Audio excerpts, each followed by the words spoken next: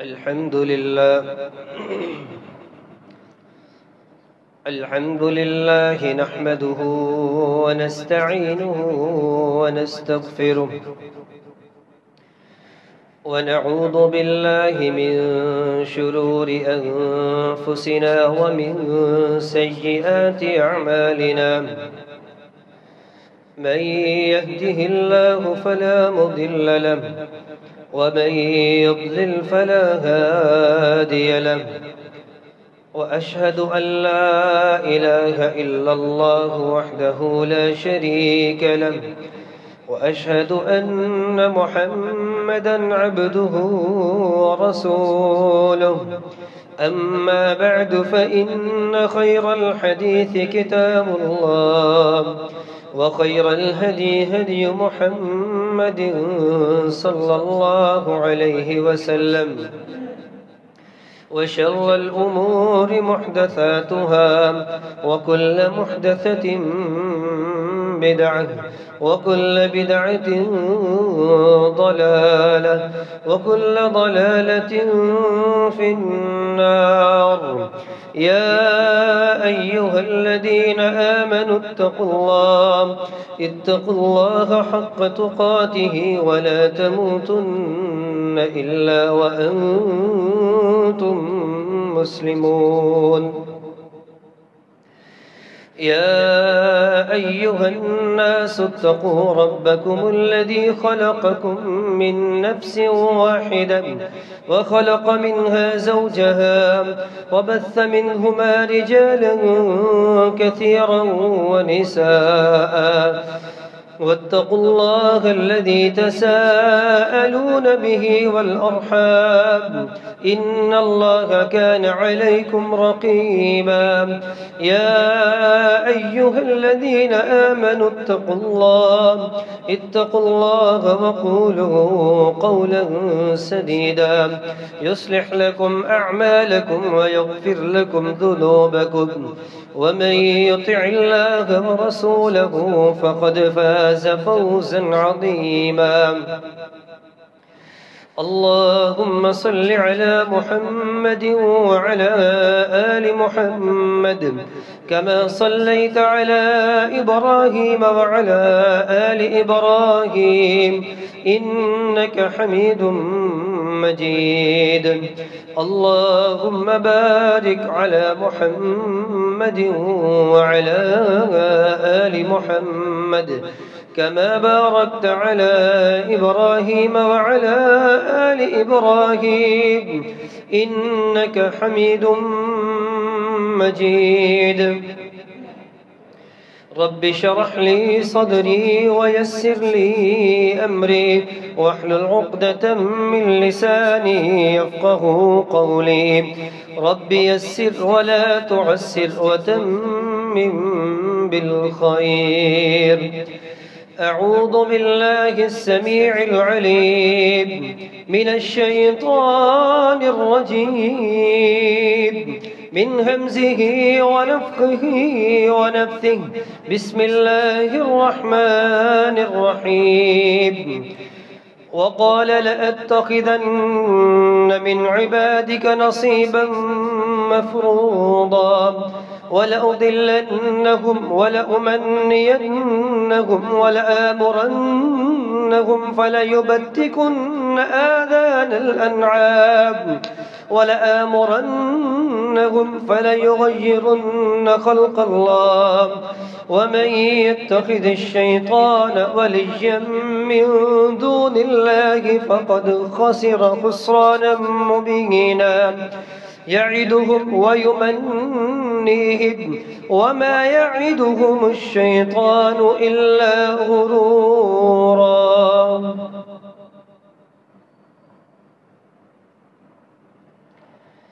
हर किस्म की हम्दो सना, किब्रियाई, बड़ाई, शहनशाही, यकताई अल्लाह वहदहू ला शरीक के लिए, जो मालिक मुल्क खालिक कुल है। दुरूद व सलाम इमामुल अंबिया جناب محمد الرسول اللہ صلی اللہ علیہ وآلہ وصحبہ وسلم کی مقدس مطہر بابرکت ہستی پر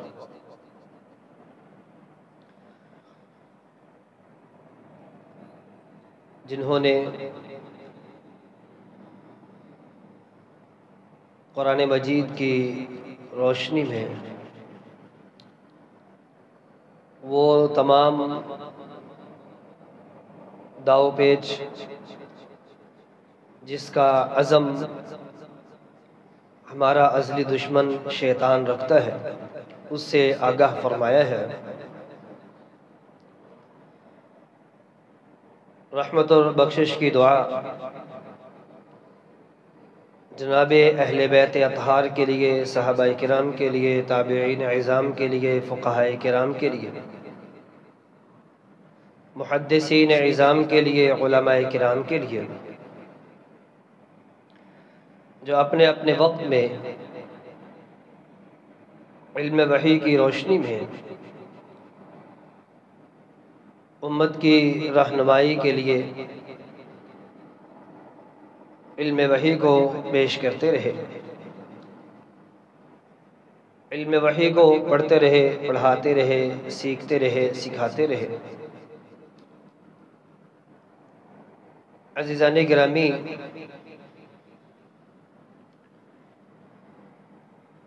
ہم اپنی بات کو بلا تمہید شروع کرنا چاہتے ہیں کہ گزشتہ جمعہ ہم یہ بات کر رہے تھے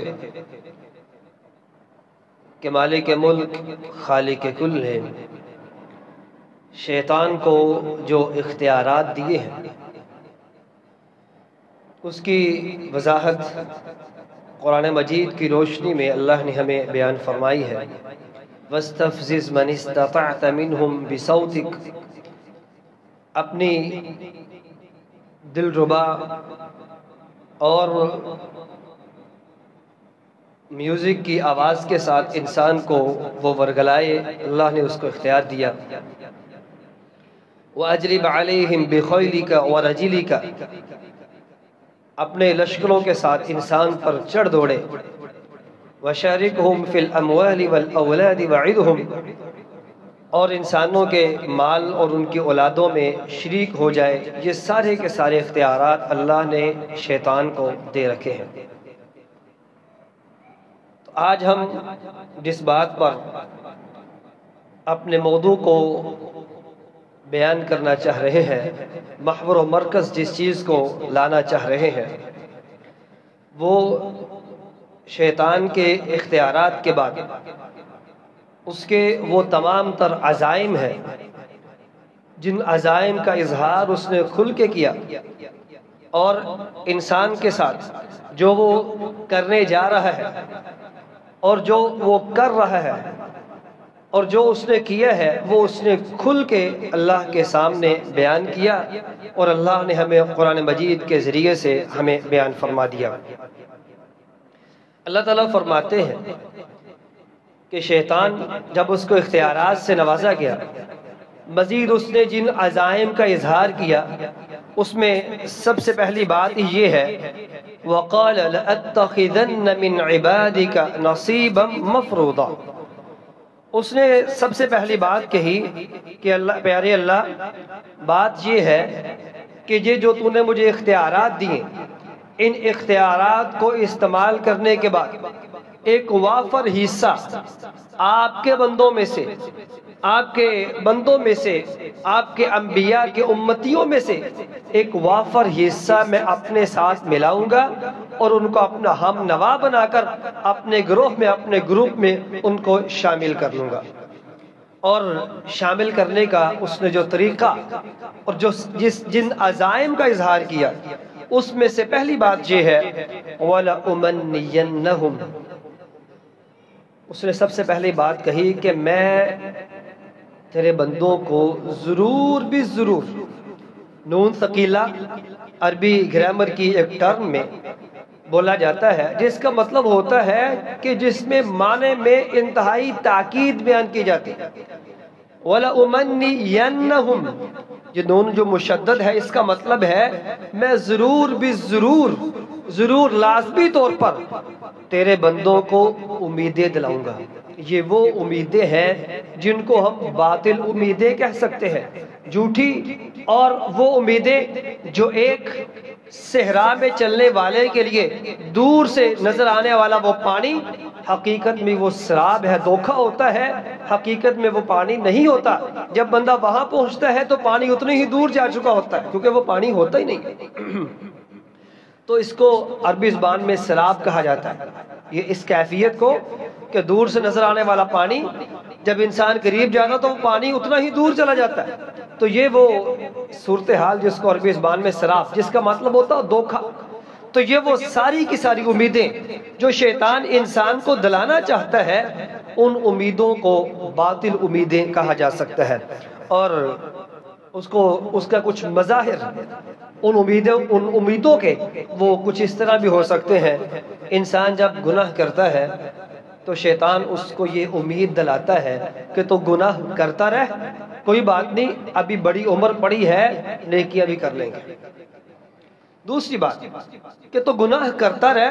کوئی بات نہیں، اللہ بڑا غفور الرحیم ہے، ان اللہ غفور الرحیم۔ اللہ نے اپنی صفت بیان کی ہے اور استغفار کے کتنے ہی فوائد بیان کیے، اور استغفار کے جو فوائد ہیں اور اس کی جو عملی صورتیں ہیں، اس میں یہ بات بالکل دو ٹوک ہے کہ انسان جب اللہ سے معافی مانگتا ہے اللہ خوش ہوتے ہیں، اور اللہ تعالیٰ اس بات پر خوشی کا اظہار کرتے ہیں، اپنے اس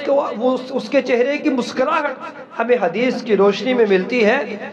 یہ باتیں ساری انسان کو یاد دلا کر معافی کی امید پر اس سے گناہ کروا دیتا ہے۔ لیکن انسان کو اس وقت یہ ضرور خیال رکھنا چاہیے گناہ کا موقع تو مل رہا ہے، یہ کیسے ہو سکتا ہے؟ یا وہ انسان یہ بھی تو سوچ سکتا ہے کہ گناہ کا موقع تو مل گیا، ممکن ہے توبہ کا موقع نہ ملے، ممکن ہے کہ اللہ کے پاس جب اس کی استغفار کا اس کا جو وقت ہے، ممکن ہے میں اس وقت اللہ کے حضور پیش نہ ہو سکوں، یا میں جو بات کرنے گناہ کرنے جا رہا ہوں اس کی تلافی کا مجھے موقع نہ مل سکے۔ عزیزان گرامی، اللہ کے پاس جب بھی انسان پہنچتا ہے تو وہ اللہ اس کی بخشش کو قبول فرماتے ہیں، سنتے ہیں، لیکن بات یہ ہے کہ انسان کو پہنچنے کی توفیق ملے گی کہ نہیں، اس میں کوئی دو رائے نہیں ہے کہ اس بات کا علم میرے اللہ کے پاس ہے۔ تو عزیزان گرامی، اسی طرح شیطان انسان کو یہ امید دلاتا ہے، ابھی تو جوانی ہے، جوانی مستانی ہے، یہ 2 دن کی زندگی ہے، یہ خوشی کا موقع ہے، یہ غمی کا موقع ہے، یہ فلاں موقع ہے، یہ فلاں ہے، یہ فلاں ہے، اس طرح اس کو انہی امیدوں میں ہی ساری زندگی رکھتا ہے، کیونکہ ایک وقت خوشی کا موقع ہے، اس کے بعد کوئی اور موقع آئے گا، اس کے بعد پھر اللہ نہ کرے اللہ تعالیٰ سب کو سلامت رکھے پھر کوئی غمی کا موقع ہے، پھر انسان کے مختلف معاملات ہیں، اور پھر دوستی یاری ہے، وہ دکانداری کے معاملات ہیں، گھریلو معاملات ہیں، گویا کہ ہر وقت انسان کے سامنے کچھ نہ کچھ معاملات اس کے سامنے کھڑے ہوں گے، اور شیطان ہر بار اس کو یہ احساس لائے گا بس یہ موقع گزار لے، اس کے بعد اپن ایک ہو جانا انشاءاللہ، پھر نیکی انشاءاللہ ہمارے دروازے پر رہے گی، اور ہم نیکی کے دروازے پر، پھر انشاءاللہ ہماری زندگی بالکل نیکیوں والی ہوگی۔ یہ موقع گزرتا ہے، اگلا اس سے بڑا کوئی موقع آ جاتا ہے۔ وَلَأُمَنِّيَنَّهُمْ، یہ ہے وہ شیطان کی امیدیں جو انسان کو وہ باطل امیدیں دلائے رکھتا ہے۔ اور اسی طرح مزید امیدیں یہ بھی انسان جس کو ہم یوں ہے کہہ سکتے ہیں مذہبی ٹچ جس کو دیا جاتا ہے، وہ یہ ہے کہ رسول اللہ صلی اللہ علیہ وسلم، ان کی محبت، ان کے ساتھ ہمارا تعلق، وہ قیامت کے دن ہمیں شفاعت پر لے ہی جائے گا۔ دنیا میں جو مرضی کرتے رہے، رسول اللہ صلی اللہ علیہ وسلم نے ہماری شفاعت کر ہی دینی ہے، ہم ان کے امتی ہیں، ہماری شفاعت کرے ہی کریں۔ حالانکہ رسول اللہ صلی اللہ علیہ وسلم اپنی لخت جگر کو فاطمہ رضی اللہ عنہا ان کو فرما رہے ہیں، میری بیٹی عمل کرنا، اعملی، عمل کرنا۔ اور اسی طرح شیطان یہ امیدیں دلاتا ہے، فلاں جو بزرگ ہیں ان کی بیعت کر لو، ان کے ساتھ اپنے سلسلے کو جوڑ لو،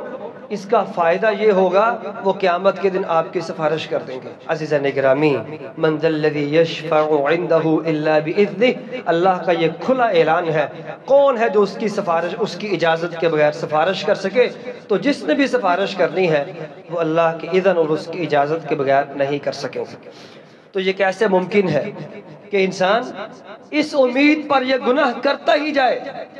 کہ کوئی بات نہیں، سفارش ہو ہی جائے گی، تو وہ کبھی درستی پہ آ ہی نہیں سکتا۔ اور دوسری بات، جو شیطان جو عزم کیے بیٹھا ہے، پہلی بات کیا ہے؟ وَلَأُمَنِّيَنَّهُمْ، وہ انسان کو امیدیں دلاتا ہے، آنے والے وقت کے بارے میں امیدیں دلاتا ہے، اور وہ اس کے ساتھ یہ امید بھی انسان کو دلائے رکھتا ہے کہ آنے والے وقت میں میرے بچوں کا کیا بنے گا، ان کے معاملات کو میں نے ہی درست کرنا ہے، اور پھر اس درستی کے چکر میں اپنا سارا دن اور ساری رات، اپنا سارے کے سارا وقت وہ دنیا کمانے میں، دنیا کے معاملات کو درست کرنے میں لگا رہتا ہے، حتیٰ کہ وہ اس کی کیفیت یہ ہوتی ہے لا تلہیکم اموالکم ولا اولادکم عن ذکر اللہ، اللہ کا یہ حکم تھا اللہ کی ذکر سے اپنے مال اور اولاد کی وجہ سے غافل نہ ہونا۔ وہ بندہ اپنے مال کی وجہ سے، اپنی اولاد کی وجہ سے، اس سوچوں کی وجہ سے ایسا غافل ہوتا ہے کہ اس کو پھر کسی بات کی پرواہ نہیں رہتی سوائے ایک بات کے کہ میں نے اپنی اولاد کو، اپنے مال کو کیسے سمیٹنا ہے۔ فَلَيُبَتِّكُنَّ آذَانَ الْأَنْعَامِ، دوسرا اس کا عزم یہ ہے کہ وہ انسان کو اس بات پر ابارے گا کہ انسان غیر اللہ کے نام پر اپنے جانوروں کو خاص کر دے گا، اور خاص کرنے کی کچھ علامات اس زمانے میں تھی کہ جانوروں کے کچھ نہ کچھ کان کاٹ دیے جاتے ہیں، یا کچھ ایسی علامات لگا دی جاتی، تھوڑا سا خون ان کا بلڈ نکالا اور اس پر کچھ ایسے نشان لگائے جاتے جو معروف تھے کہ یہ فلاں بزرگ کے لیے ہے، یہ فلاں دیوتا کے لیے ہے، یہ فلاں کے لیے ہے، اور سارے کے سارے وہ جو نسبتیں تھیں وہ غیر اللہ کی طرف کر دی جاتی۔ عزیزان گرامی، آج شاید کہ وہ زمانہ نہیں ہے اور اس طرح کی جو بالتعیین یہ صورت یہاں بیان کی جا رہی وہ نہ ہو۔ اصل بات یہ ہے کہ انسان کی فکر اور سوچ سلامت رہنی چاہیے، اس کو ہمیشہ یہ بات ذہن میں رہنی چاہیے اگر کچھ دینا ہے تو وہ اللہ کے راستے میں ہی دیا جائے گا، اگرچہ انسان ایک ذرہ بھی دے اور اللہ کے نام کا ہی دے گا، اللہ کے نام کے علاوہ جس نام پر بھی دے رہا ہے وہ غیر اللہ ہے، وہ اللہ کے نام پر نہیں ہو سکتا۔ اور شیطان کا یہ عزم ہے کہ وہ انسان کو اللہ کے نام کے علاوہ دیگر کئی نام جن کو تقدیس کا اور جن کو تقدیس کا لبادہ اوڑھ کر انسان کے سامنے رکھے گا، اور پھر اس کو اللہ کے نام سے بڑھ کر اس نام کو اتنا متبرک بنا دیا جائے گا کہ اللہ کے نام پر دینا یہ اتنا متبرک نہیں محسوس کیا جائے گا جتنا اس نام پر دینا متبرک سمجھ لیا جائے گا۔ ہمارے زمانے میں اس کی بڑی مثالیں ہیں، اور آپ ان مثالوں کو جانتے ہیں، ان دنوں کو جانتے ہیں، ان خاص باتوں کو جانتے ہیں جن خاص باتوں کو اتنا زیادہ ان کو اٹھایا گیا، ان کو متبرک بنا دیا گیا کہ وہاں پر انسان دینا کبھی نہیں بھولتا، اگرچہ اللہ کے نام کا اس نے اللہ کے گھروں میں، اللہ کی جگہوں پر اور اللہ کے نام پر اللہ کی مخلوق کی کبھی خدمت کی ہو نہ کی ہو، لیکن یہ جو مخصوص جگہ ہے، مخصوص نام ہے، ان پر دینا کبھی نہیں وہ بھولتا۔ فَلَيُبَتِّكُنَّ آذَانَ الْأَنْعَامِ، دوسرا اس کا عزم کیا ہے کہ وہ انسان کی فکر کو متغیر کر دے گا، وہ انسان کی فکر کو اللہ کے دربار سے ہٹا کر در در کے درباروں پر بکھرنے کے لیے چھوڑ دے گا، اور اس کے ماتھے کو نہ صحیح لیکن اس کی فکر، اس کی سوچ وہ در بدر کی ٹھوکریں کھاتی رہے گی، اور یہ شیطان کا عزم تھا۔ اور اس کے ساتھ ساتھ تیسری بات جو شیطان اپنے عزائم کا اظہار کرتا ہے اور وہ کہتا ہے فَلَيُغَيِّرَنَّ خَلْقَ اللَّهِ، ضرور بھی ضرور، لازمی طور پر اللہ کی تخلیق کو تبدیل کر کے رہوں گا۔ اللہ کی تخلیق کو تبدیل کرنے کا معنی کیا ہے؟ اس پہ مختلف تفاسیر موجود ہیں، اس میں سب سے پہلی بات یہ ہے کہ اللہ کی تخلیق، اللہ کے احکامات، حلال کو حرام اور حرام کو حلال کر کے چھوڑوں گا۔ کتنے ہی ایسے کام ہوں گے جو حرام ہوں گے، لیکن میرا یہ عزم ہے کہ انسانوں کو، مسلمانوں کو ان کے نام تبدیل کروا کر سوسائٹی میں اپنے ناک کے رکھوانے کے نام پر اور اپنی خوشیوں کے دوبالا ہونے کے ایک حسین خواب کے نام پر، اپنی غمیوں میں اپنے بزرگوں، اپنے پیاروں کی محبت کے نام پر ایسے ایسے کام کرواؤں گا جو خالصتاً حرام ہوں گے، لیکن میں حلال پہلے ان کو یہ باور کرواؤں گا، پھر ان سے یہ کروا کر رہوں گا۔ اور عزیزان گرامی، اس کی عملی مثالیں وہ ہمیں بہت ساری دیکھنے میں ملتی ہیں۔ معاشرے میں بہت سی ایسی صورتیں موجود ہیں جو قرآن و سنت کی روشنی میں جائز نہیں ہے۔ رسول اللہ صلی اللہ علیہ وسلم نے صریحاً ان کے بارے میں ارشادات فرما دیے ہیں، لیکن یہ سارے کام ہمارے مختلف مواقعوں پر ہماری زندگی میں آ ہی جاتے ہیں اور کوئی بھی ان کو غلط سمجھنے کے لیے تیار ہی نہیں ہے۔ یہ ہے وہ اس کا عزم، اپنے عزائم میں وہ کامیاب ہے کہ نہیں، یہ اب خود سوچنے کی بات ہے۔ اس کے ساتھ ایک انسان، اللہ نے اس کو عملی طور پر مکلف ٹھہرایا ہے، ذمہ دار ٹھہرایا ہے۔ اس کو کہا ہے صبح سے شام تک اس نے بہت سے لوگوں کے حقوق ادا کرنے ہیں، اللہ کے حقوق ادا کرنے ہیں، لیکن وہ کیا کرتا ہے کہ رہبانیت اختیار کر لیتا ہے۔ دنیا سے کٹ آف ہوا اور کسی کٹھیا میں بیٹھ گیا ہے،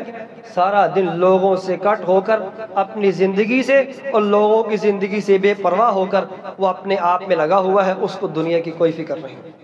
لا رہبانیت فی الاسلام، یہ عیسائیت میں تھی۔ عیسائیت نے بھی اس کا غلط رخ دے کر ایسا رخ دے دیا کہ جس سے وہ اپنے ہی مذہب کا انتہائی نقصان کر بیٹھے۔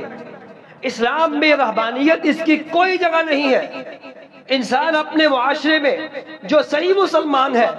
وہ اللہ کا بھی سب سے زیادہ حق ادا کرنے والا ہوتا ہے،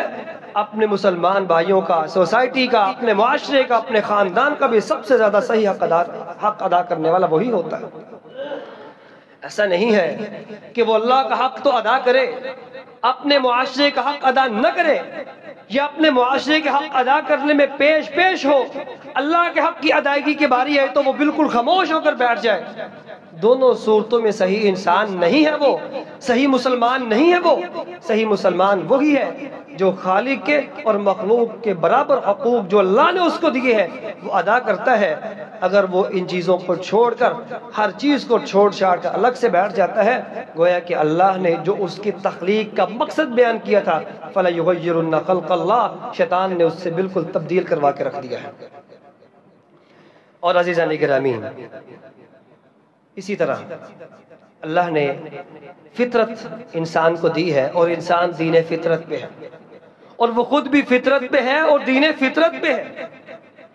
جب بھی انسان اس کو تبدیل کرنے کی کوشش کرتا ہے اور وہ اس بات کا علم بلند کرتا ہے کہ اللہ نے مرد کو جو حقوق دیے ہیں، عورت کو جو حقوق دیے ہیں، وہ اللہ تعالیٰ نے انسان، مرد اور عورت کی تخلیق کے مطابق دیے ہیں۔ مرد، اللہ نے اس کو عورت کے ڈبل حصہ دیا ہے وراثت میں، اس کی گواہی کو زیادہ معتبر قرار دیا ہے، اور خواتین کو اللہ تعالیٰ نے اس سے بڑھ کر کہیں اور جگہ پر بہت سے حقوق دیے ہیں۔ لیکن ایک مرد عورتوں کے حقوق کے پیچھے پڑ جائے اور وہ کہے جو باتیں ان کو حاصل مجھے بھی حاصل ہونی چاہیے، جیسے ایک ماں کو والد کی نسبت اللہ نے زیادہ اس کی عزت و احترام کا حکم دے رکھا، اور مرد اس سلسلے میں بہت زیادہ اوپر چلا جائے، اور دوسری طرف خواتین جو اللہ نے مردوں کو حقوق دیے وہ ان کے پیچھے پڑ جائیں۔ دونوں طرف ہی اگر اللہ کے قوانین کو بدلنے کی کوشش کی جائے گی تو یاد رکھیے فطرت کبھی بدلتی نہیں ہے۔ انسان خود ذہنی انتشار کا شکار تو ہو سکتا ہے لیکن فطرت بدلی نہیں جا سکتی۔ اور آپ آج بھی دیکھ لیجئے، جس معاشرے نے، جس سوسائٹی نے یہ قانون فطرت کو تبدیل کرنا چاہا، برابری کی بنیاد پر، انسانی حقوق کو بنیاد بنا کر، کسی بھی نام کو لے کر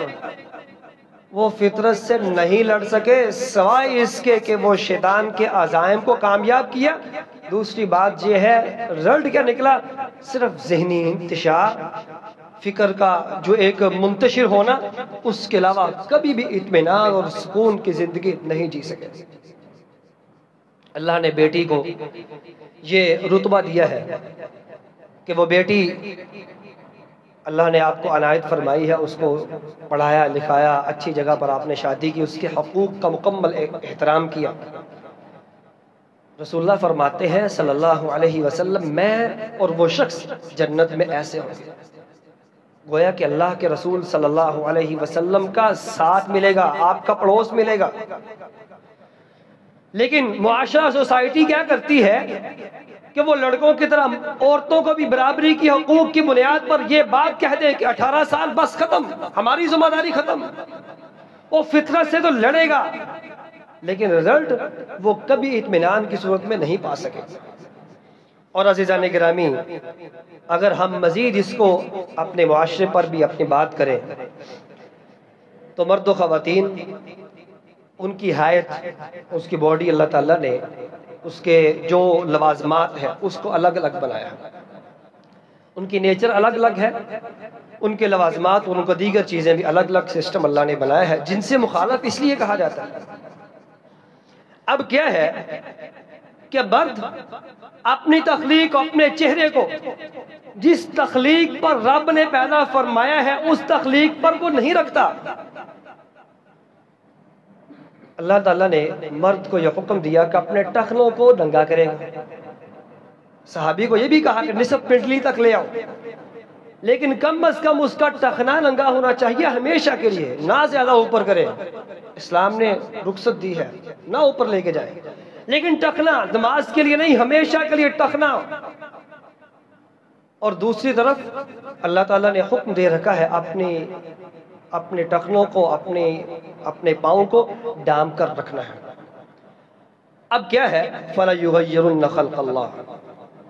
مرد اس وقت عام زندگی میں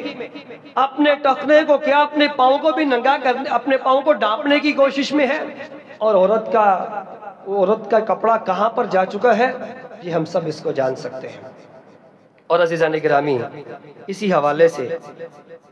رسول اللہ صلی اللہ علیہ وسلم نے صحیح بخاری کی روایت کے مطابق لعنت فرمائی ان عورتوں پر جو اپنی تخلیق کو تبدیل کرتی ہیں، خصوصی طور پر اپنی تخلیق کو تبدیل کرنے کے لیے، خوبصورتی کے لیے اپنے دانتوں میں سوراخ کروانا، اپنے چہرے پہ سوراخ کروانا، یا کوئی ایسا اس میں تبدیلی کروانا، اپنے بالوں کو جو اللہ نے خوبصورتی کے لیے بنائے تھے ان کو اس طریقے سے منوانا یا ختم کروانا، رسول اللہ صلی اللہ علیہ وسلم نے اس پر لعنت فرمائی۔ اور ام اسد رضی اللہ عنہ، بنو اسد کی ایک خاتون، انہوں نے پوچھا عبداللہ ابن مسعود سے، یہ آپ کیوں لعنت کر رہے ہیں ایسی عورتوں پہ؟ تو وہ فرماتے ہیں یہ لعنت میں نے نہیں کی بلکہ ان پر تو اللہ تعالیٰ لعنت کر رہے ہیں، لعنہ اللہ، اور پھر یہ ساری باتیں جو بھی ہم بیان کر رہے ہیں۔ اور رسول اللہ صلی اللہ علیہ وسلم نے جو صحیح بخاری کی روایت میں بیان فرمایا اس میں بال اکھیڑنے والی اور جو اکھیڑتی ہیں وہ بھی خوبصورتی کے لیے اپنے دانتوں کو الگ الگ کرنے والی، اور جو کرواتی ہیں وہ بھی، سب کے سب کو اللہ تعالیٰ نے ملعون قرار دے دیا۔ اور عبداللہ بن مسعود رضی اللہ عنہ جو اس روایت کے راوی ہیں، انہوں نے کہا جب رسول اللہ صلی اللہ علیہ وسلم نے ان کو ملعون کہا تو میں کیسے نہ کہوں؟ یہ بنو اسد کی خاتون کے جواب میں عبداللہ بن مسعود فرماتے ہیں۔ اور عزیزان گرامی، اس کے ساتھ ہی اختتامیہ وہ یہ ہے کہ اللہ تعالیٰ فرماتے ہیں یعدہم ویمنیہم، شیطان کا تو کام ہی یہی ہے، وہ آپ کو وعدے دلائے گا اور وہ کہے گا جو میں آپ کو سکیم دے رہا ہوں اس طرح کی سکیم تو دنیا میں کسی کے پاس ہے ہی نہیں۔ اور اس کے ساتھ امیدیں وہ پہلے ہی دلا چکا ہے وَمَا يَعِدُهُمُ الشَّيْطَانُ إِلَّا غُرُورًا، شیطان کے وعدے اور اس کی امیدیں سوائے دھوکے کے، سراب کے اور کچھ نہیں ہیں۔ آگے اللہ فرماتے ہیں اولئک مأواہم جہنم ولا یجدون عنہا محیصا، کہ وہ لوگ ہیں جو شیطان کے عزائم کو پورا کرنے میں اس کے ممد و معاون بن جاتے ہیں، اس کے ساتھ شامل ہو جاتے ہیں، یہ وہ لوگ ہیں جو شیطان کے اعلی کار ہیں، اور ان کا ٹھکانہ جہنم ہے جہاں کوئی بھاگنے کی جگہ نہیں ہے۔ ہم اس دعا کے ساتھ اللہ تعالیٰ سے توفیق مانگتے ہوئے کہ مالک ہمیں شیطان کا اعلی کار نہ بنائیے گا، ہمیں شیطان کے عزائم کو پورا کرنے والا کبھی نہ بنائیے گا، اور ہمیں شیطان کے عزائم کو ٹکرانے والا، اس کا توڑ کرنے والا بنائیے گا، ذہنی طور پر بھی، جسمانی طور پر بھی، ہر اعتبار سے اللہ تعالیٰ ہمیں توفیق دے، ہم شیطان کے عزائم کو ختم کریں۔ السلام علیکم ورحمۃ اللہ۔